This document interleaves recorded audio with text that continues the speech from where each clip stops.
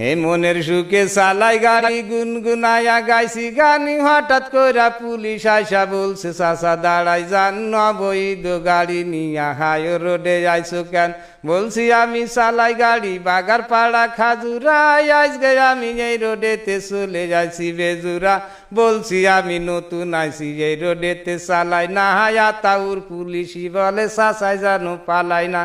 বলছি আমি মিজান স্যার মাফ করে দেন একটা বাড়ি আমি হলাম বাগারপাড়ার প্যান কোম্পানি দিয়ে স্যার বলছে তখন মাফ করিব টাকা লাগবে 3000 বলছি আমি আর আসবো না আজকে আইসি বাইসেন্স বলছে তখন বের করো তো ড্রাইভারি লাইসেন্স এই পুলিশ কি বোঝে না এই গাড়ির কি কাগজ হয় না বুঝারও ভান করে কেন বুঝতে কারো বাকি নাই গাড়ির নামে মামলা দিবে আমারে দেখাইছে ভয় দিশে বিশে না পাইয়া ডিলারকে করেছি ফোন ডিলার সাহেব ফোন করিয়া পাঠাই দিল আর একজন নেতা গো তার কোনো কথা তারা নাকি মানবে না স্বরাষ্ট্রমন্ত্রী আসিলেও গাড়ি নাকি ছাড়বে না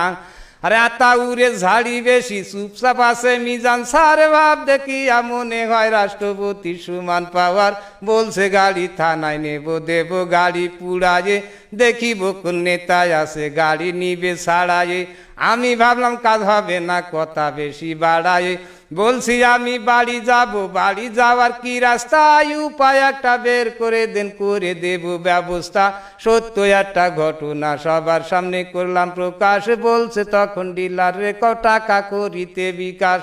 বলছি আমি নাম্বার দেন আমারে কয় চুপ করেন নাম্বার একটা দিয়া বলে 2600 টাকা মারেন টাকা কি আর গাটি আছে টাকা দে